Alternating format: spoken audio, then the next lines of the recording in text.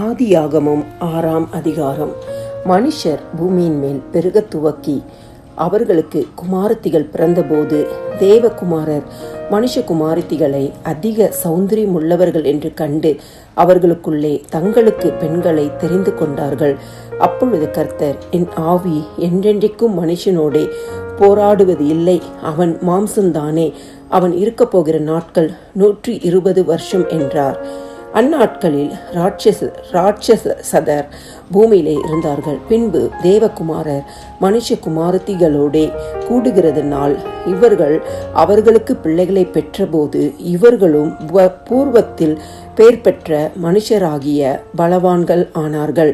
மனுஷனுடைய அக்கிரமம் பூமியிலே பெருகினது என்றும் அவன் இருதயத்து நினைவுகளின் தோற்றமெல்லாம் நித்தமும் பொல்லாததே என்றும் கர்த்தர் கண்டு தாம் பூமியிலே மனுஷனை உண்டாக்கினதற்காக கர்த்தர் மனஸ்தாபப்பட்டார்.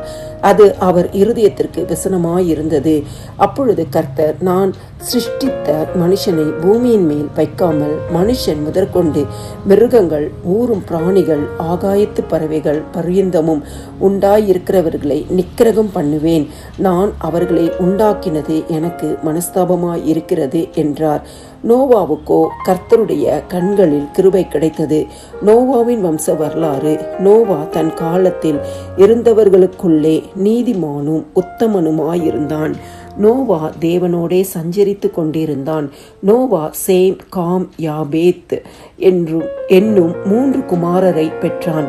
பூமியானது தேவனுக்கு முன்பாக சீர்கெட்டதாயிருந்தது. பூமி கொடுமையினால் நிறைந்திருந்தது. தேவன் பூமியை பார்த்தார், இதோ அது சீர்கெட்டதாயிருந்தது.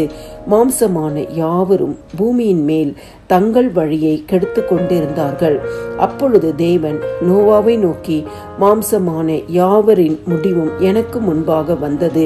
அவர்களாலே பூமி கொடுமையினால் நிறைந்தது. நான் அவர்களை பூமியோடும் கூட அழித்து போடுவேன். நீ கொப்பேர் மரத்தால் உனக்கு ஒரு பேழை உண்டாக்கு. அந்த பேழையிலே அறைகளை உண்டு பண்ணி அதை உள்ளும் புறம்புமாக கீழ்பூசு. நீ அதை பண்ண வேண்டிய விதம் என்னவென்றால், பேழையின் நீளம் 300 முழமும் அதன் அகலம் 50 முழமும் அதன் உயரம் 30 முழமுமாய் இருக்க வேண்டும். நீ பேழைக்கு ஒரு ஜன்னலை உண்டு பண்ணி மேல் தட்டுக்கு ஒரு முழத்தாழ்த்தியிலே அதை செய்து முடித்து பேழையின் கதவை அதன் பக்கத்தில் வைத்து கீழ் அறைகளையும் 2ஆம் தட்டின் அறைகளையும் 3ஆம் தட்டின் அறைகளையும் பண்ண வேண்டும். வானத்தின் கீழே ஜீவசுவாசமுள்ள சகல மாம்ச ஜந்துக்களையும் அழிக்க நான் பூமியின் மேல் ஜல பிரளயத்தை வரப்பண்ணுவேன். பூமியில் உள்ள யாவும் மாண்டு போம். ஆனாலும் உன்னுடனே என் உடன்படிக்கையை ஏற்படுத்துவேன். நீயும் உன்னோடே கூட உன் குமாரரும் உன் மனைவியும் உன் குமாரரின் மனைவிகளும் பேழைக்குள் பிரவேசியுங்கள். சகலவித மாம்சமான ஜீவன்களிலும் ஆணும் பெண்ணுமாக வகை ஒன்றுக்கு ஒவ்வொரு ஜோடு உன்னுடன் உயிரோடே காக்கப்படுவதற்கு பேழைக்குள்ளே சேர்த்துக்கொள்.